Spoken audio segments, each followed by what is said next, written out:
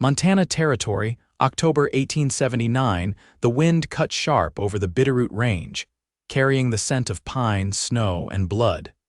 Garren Daniels spotted the smoke first. A thin, ragged line rising between the spruce trees, too far off the trail to be a settler's fire. He reined in his bay gelding, narrowed his eyes, and listened.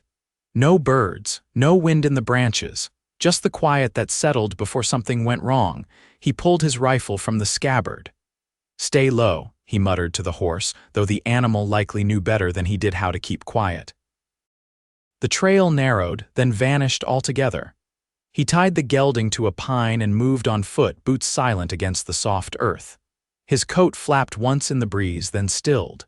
He saw the camp through a break in the trees, 3 men, 1 fire, and a woman chained to a wagon wheel. She sat slumped, wrists bound in iron, her hair tangled across her face. Her dress was torn at the hem, dirt and blood smudged along the sleeves. Her mouth was bruised. The man closest to her was laughing, sipping from a bottle. Garren's jaw clenched. He had not come looking to be a hero. He had just been passing through, heading north after driving cattle down to Bozeman. But there were lines a man did not walk past, and this was one of them. He stepped back into the cover of the trees, circled wide, and waited until the drunk wandered toward the fire. The other 2 had their backs to the trees, distracted by a game of cards and a slab of jerky. He moved fast. The first man dropped before he even reached for his gun. Garren's boot hit the second in the side, knocking the breath from his lungs, then the rifle cracked once more. The third turned just in time to see his friends fall. He reached for the woman, yanking her up by the chain, gun to her head. "Drop it," the man shouted. Garren stepped into the firelight. "You let her go. She dies, you die too." Garren's aim never wavered. "You think I care?" The outlaw's hand shook. The woman's eyes met Garren's, green, wide, and clear despite everything. She did not scream, she did not beg, she nodded. Garren fired. The man fell back, the bullet through his shoulder. The woman dropped hard against the wheel. Garren was there in seconds, pulling the chain free, yanking the key from the outlaw's belt. Her wrists were raw. Her lips were cracked, but she stood on her own. "I have a horse," he said. "We need to move." She nodded, staggering a little, but she followed. They rode in silence until the trees swallowed the camp behind them. Garren did not stop until they reached a spot near the river, where the rocks curved into a hollow and the horse could rest. He made a fire. She sat across from him, her hands wrapped in his spare kerchief. "I am Garren Daniels," he said quietly. She looked at him. "Perrie Joyner," he nodded. "Where were you headed?" "Nowhere anymore." Her voice was low, steady.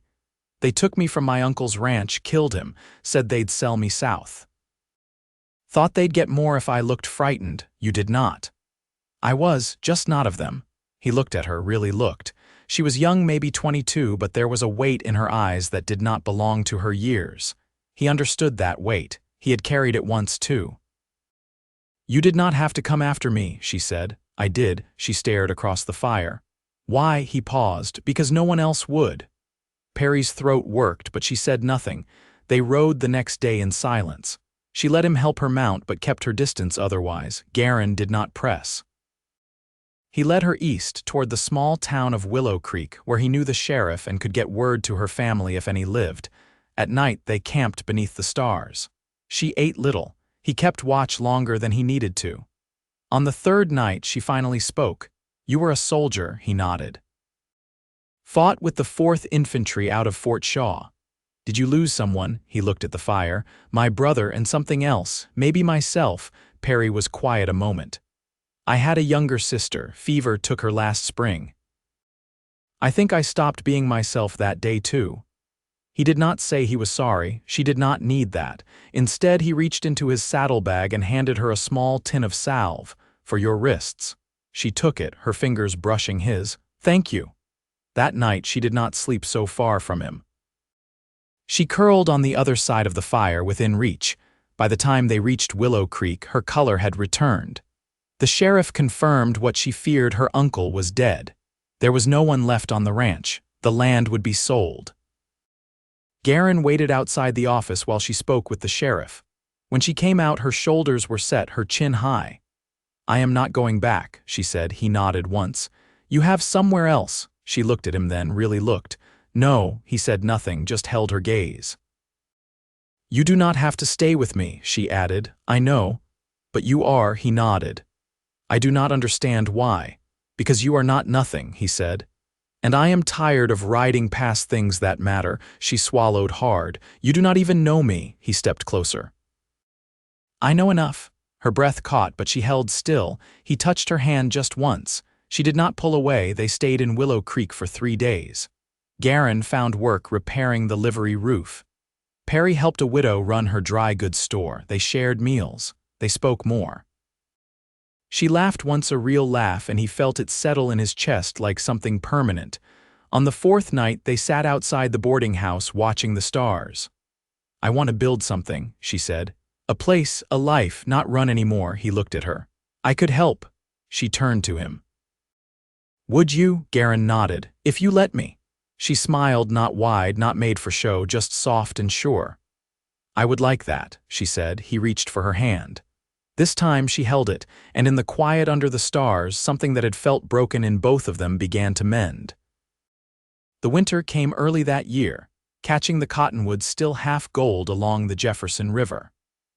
Garren had taken a job mending fences for a cattleman just west of Willow Creek, while Perrie spent her days sorting bolts of calico and weighing sugar behind the counter at Mrs. Letham's store. They were not yet living under one roof, but there was a rhythm to their days that made the space between them feel less like distance and more like waiting. One evening, just after the sun dipped behind the crazy mountains and the air turned silver with cold, Perrie found Garren behind the livery mending a broken stirrup. He looked up, wiping his hands on a rag, and waited for her to speak. "I heard from a man today," she said. "He knew my uncle. Rode through from Helena. Said he'd seen the ranch a few weeks ago, said the house is still standing." Garren leaned against the stall door. "That surprise you?"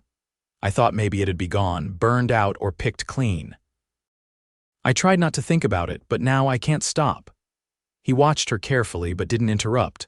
"I want to go back," she said. "Just to see. I don't know if I'd stay, but I keep waking up with the smell of the dirt floor in my head. I need to know what's left." Garren nodded once. "I'll ride with you." Perrie looked away, then back. "You always agree that fast." "No," he said. "Only when it's something that matters." They left before dawn 3 days later, bundled in wool and oilskin. The journey took them over low ridgelines and through narrow valleys where the frost clung to the grass until midday. Perrie didn't speak much, but she didn't ride behind him either. She held her own reins. When they reached the narrow road leading up to the ranch, Garren slowed. What remained of the house stood like a husk against the slope roof, sagged but still holding, one shutter hanging loose. Perrie dismounted and walked the last stretch alone. He waited by the fence, giving her the silence she seemed to need. She stepped through the broken gate, into the shadow of the house, and disappeared inside. She was gone a long while. When she returned, her eyes were dry. She held a small wooden box in her hands. "I found it under the floorboards," she said. "My uncle kept it for my mother's letters." "I didn't know he still had them." Garren didn't ask what was in them. She didn't offer. They camped by the old creek that night, just below the pasture fence. The air was brittle, the sky clear. Garren built the fire high. Perrie sat beside it, her knees drawn up under her coat. "I used to think devotion was something you gave to others," she said, her voice low. "To blood, to land, to what was expected, but none of those things ever gave back." Garren turned the coffee pot, letting the ground settle. "So what does it mean now?" She looked at him. "It means showing up. It means staying when there's nothing in it for you but the knowing." He didn't answer right away. The fire popped once, a sharp crack in the stillness. "I used to think loyalty was the same as duty," he said. "But duty makes you hard. Devotion makes you stay soft." "That's harder." Perrie reached for his hand, folding her fingers around his. Her grip was sure. "You don't have to fix me," she said. "I'm not asking for that, I know," he said, "but I'm still here." The next morning they rode back slow. By the time they reached Willow Creek again, There was no need for either of them to say what had changed. Perrie did not return to the boarding house. She followed Garren to the small cabin he kept near the edge of town, the one with a stove that smoked unless the damper was set just right, and a porch that creaked when you crossed it after dark. She carried the wooden box with her. Set it on the shelf beside the fire. That night he made stew from dried beans and what little salt pork they had left. She washed the tin bowls afterwards, sleeves rolled, hair pulled back. When she caught him watching her, she didn't look away. "Do you think," she asked, "we're building something now?" "I think we already have." She stepped toward him, slow and certain. "Then I want to stay." He didn't ask how long. She leaned into his chest and he let his arms go around her. Nothing rushed, nothing stolen. Just two people choosing not to be alone anymore. Outside, the wind picked up again. But inside the cabin, the fire burned steady. March came in slow, dragging snowmelt and mud across the valley like a tired hand. The cabin sat firm against the thaw, its walls patched with cedar chinking. Garren had worked in with a drawknife while Perrie nailed oilcloth over the windows to keep the draft out. They'd fallen into a quiet routine not out of habit, but because it had begun to feel like theirs. Garren rose early to check the traps he'd set along the river bend, boots mud caked by the time he came in for coffee. Perrie took to stitching grain sacks into curtains, humming low under her breath, half-tunes Garren never quite recognized but always listened for. One evening, he returned with a river otter slung across his shoulder and a stiffness in his right arm. "You favor in it," Perrie said, laying out the skinning knife without prompting. "Caught it on the fence rail last week," he said. "Didn't think much of it." "You always don't think much of something till it swells up like a melon." She fetched a basin, poured hot water from the kettle, and unbuttoned his shirt sleeve. Her fingers were steady, but her eyes narrowed at the bruising just above his elbow. "Should have let it rest." "I did," he said. "One day," she dipped a cloth in the water. "You've got a way of pretending pain don't count if you don't name it." He watched her wring the cloth out. "I was taught not to make room for it." She laid the cloth on his arm. "You were taught wrong." The warmth sank into the ache. He exhaled, a sound low in his chest. "Who taught you to do all this?" he asked. She looked up. "My mother." She kept a ledger and a rifle both behind the kitchen stove. Never knew which she'd reach for first. He smiled, more in his eyes than his mouth. "She used to say a woman ought to know how to stitch a wound and skin a rabbit before she learns to dance. She sounded like the kind of woman you'd ride behind into a storm. I think she was the storm." They sat quietly after that, her hand resting lightly on his wrist while the cloth cooled. The fire popped once, but otherwise the cabin held still. "You ever think about leaving again?" he asked. "No," she said. "I think about staying better." Garren nodded once. "You've got a way of saying things like they weigh more than they ought to." "They don't weigh more," she said. "They just don't fall apart when you carry 'em."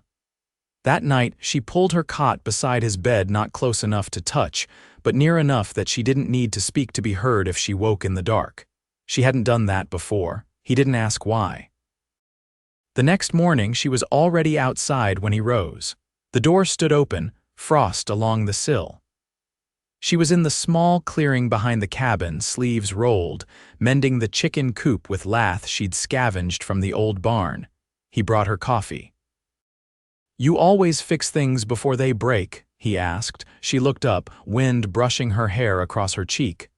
"I fix what I can reach, that's the difference." He held the tin cup out to her. "You're not what I expected. I'm not sure I am either most days. You scare me sometimes," he said, not unkindly. She took the cup. "Because I might leave. Because if you left, I wouldn't know how to go back to before." She stood still, cup warming her hands. "I don't plan on leaving. Not even if I make a mess of things." "You will," she said. "So will I. That's not the part that matters." "What does?" "That we both stay standing in the wreckage long enough to clean it up." He took a breath, slow and deliberate. "You sound like someone who's already forgiven me for things I haven't done yet." "I'm just saying I've already decided you're worth the trouble." He didn't touch her, not yet, but he stepped closer. The space between them had changed, not smaller, just clearer. By the end of that week, they'd cleared a patch of land behind the cabin. Garren dug rows with a spade he'd bartered for down in 3 forks, and Perrie laid out seed she'd tucked away in a flour tin: beans, onions, some early cabbage. She knelt in the dirt, brushing back her sleeve, and said, "We grow things now." Garren looked at her, his hands calloused and stained. "That what we're doing?" She didn't answer him with words, just leaned over and pressed her forehead to his, soft and sure like a promise. And in that small clearing, with nothing but the mountains behind them and the river whispering beyond the trees, Garren Daniels understood what it was to be devoted not just to a person, but to the life they were building, one quiet, stubborn day at a time. By early May, the creek behind the cabin ran faster with meltwater, and the scent of turned earth lingered on Garren's hands even after he washed. The cabbage had taken root, and Perrie had coaxed the beans into climbing the rough stakes he'd cut from lodgepole pine. The land was beginning to answer back. One morning, she stepped out with a basket looped over her arm, her dress faded but mended clean, and said, "Mrs. Letham's asked me to come help tally freight when the wagon arrives from Virginia City. She's getting slower at her figures." Garren nodded, pulling his suspenders over his shoulders. "You want me to ride in with you? No need. I'll be back before sundown." She paused, adjusting the brim of her straw hat. "But if you think the stove can behave while I'm out, there's a pie in the pantry that could use watching." He grinned, just enough to make her tilt her head. "That a test? That's trust," she said. "And I'm trying not to keep it all to myself." She left on his gelding, rein steady, and disappeared beyond the cottonwoods. Garren stood there for a while, her absence settling over him like the hush before a storm, not ominous, just noticeable. He split wood, mended a loose hinge on the shed door, and kept an eye on the pie like it was liable to run. By mid-afternoon, he'd come to the porch with a tin cup of water and sat there, watching the wind roll over the grass. The quiet had changed. When he heard hooves, he stood. A boy of no more than 12 came riding bareback down the lane, breathless and red-faced. "You're Garren Daniels?" the boy asked, not dismounting. "I am. Your woman's at the store." Some fella came in asking questions. "Mrs. Letham said he didn't seem right." Garren's jaw tensed. "What kind of questions?" "About Perrie, where she came from, if she had family." Asked what name she used when she first arrived. Garren tossed the cup aside. "You tell Mrs. Letham I'm on my way." The boy nodded and turned his pony. Garren saddled his horse in under 2 minutes, rifle slung behind the cantle. The ride into town took less than half an hour, his mind already sorting through possibilities. Not many people knew what had happened to her, and fewer still had reason to come looking. When he reached the store, the wagon from Virginia City still sat out front, half unloaded. Inside, Perrie stood stiff behind the counter, one hand resting near the ledger book. Across from her, a man with a narrow face and a gambler's coat leaned on the counter like he owned the place. "You got business here?" Garren asked, stepping in. The man turned, eyes measuring. "Didn't mean to cause alarm. I'm just looking for a girl by the name of Perrie Joyner. Heard she might be in these parts." "She's not lost," Garren said. The man raised an eyebrow. "You law?" "No." "But I'm enough." Perrie stepped out from behind the counter. "You tell me who sent you or you leave." The man studied her. "Didn't mean offense. It's just that someone's been putting coin behind questions down in Gallatin, over in Red Bluff. I didn't ask why." "I just follow leads." "Then follow them somewhere else," Garren said. The man tipped his hat and left without another word. Perrie let out a breath like she'd been holding it too long. "So it's not over?" "No," Garren said, "but it's not yours to carry alone now." She looked at him, eyes steady. "Whoever paid him, they're not finished," he nodded. "Then we make sure we are." They rode back in silence. At the cabin, the pie was still warm. Perrie set it on the table, but neither reached for it. She turned from the stove and leaned against the counter. "When they took me, I heard one say something about a debt. I didn't understand it then. But if someone's still looking, maybe it wasn't just about ransom." Garren stood beside the table, hands flat on the wood. You think someone paid them to take you? I don't know. My uncle had a land note, but he never spoke of trouble. If he owed someone and couldn't pay, maybe they thought they'd get more from me. Why not come forward sooner? Because I was supposed to be scared. And it worked for a time. Garren crossed to her, slow and certain, and laid a hand on her waist. You're not alone in it now, that's the difference. She leaned into him, forehead against his collar. I keep thinking it'll feel finished. But every time I breathe easy, something comes knocking. Then we answer the door together. Outside, the wind had stilled. The creek ran quieter in the dusk. She pulled back enough to meet his eyes. You still sure you want this? All of it? I'm not here for the easy parts. She nodded, that quiet strength blooming behind her eyes. Then we stay ready. He kissed her hair just once, and she held to him like a woman who'd learned the weight of devotion not in words, but in the way a man chose to stand beside her even when the past came calling. The man came back. Not to the store, not into town. He came quiet, walking the edge of the tree line behind the cabin 3 days after the visit to Willow Creek. Garren saw him before the man saw Garren, just a flicker of movement near the aspens, coat too fine for a trapper, boots too polished for a ranch hand. Garren waited until the figure stepped clear of the brush, then raised his voice, calm but clear. You're too close to my land. The man stopped. Didn't come to cause trouble. You've already done that. I only got questions. You'll leave with none. The man glanced toward the house. She inside. Garren's grip on the rifle didn't shift. You should walk away. The man stared a moment longer, then turned and walked back the way he'd come. Garren didn't lower the rifle until the last trace of movement disappeared between the trees. That night, he told Perrie everything. She stood by the hearth, her arms folded, expression unreadable. Did he say my name? No, Garren said, but he looked like a man who'd gotten paid to know it. She looked down at the floorboards, then back up. We can't keep waiting for him to return. He held her gaze. What do you want to do? I want to find out who sent him. End it at the root. They rode south the next morning. Perrie wore Garren's second coat, too big through the shoulders but warm. She didn't speak much, but her jaw stayed tight. They stopped at a way station east of Red Bluff where riders passed through from the mining towns. Garren asked the stableman if a man with a gambler's coat had passed through recently. The stableman squinted. He was here, stayed 2 nights, asked after landowners north of Willow Creek. Paid in silver, not coin. Did he name anyone? Garren asked. Only said he was working on behalf of a claim holder in Helena. That was all they needed. By dusk the next day they reached Helena's edge. Buildings rose sharper here, the streets busy with wagons and the stink of coal smoke. Perrie hadn't been in a town this size in years. They found the land office just off Fuller Avenue.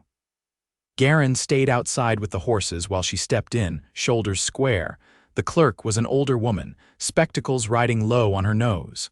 Perrie laid the deed from her uncle's ranch on the desk. I need to know if anyone filed a claim against this land in the last year. The woman flipped through a ledger. There's a lien filed under a man named Bartlett, filed 6 months before his death. Perrie's stomach pulled tight. Is there a forwarding address? The clerk hesitated. Only says R.K. Fenton, executor.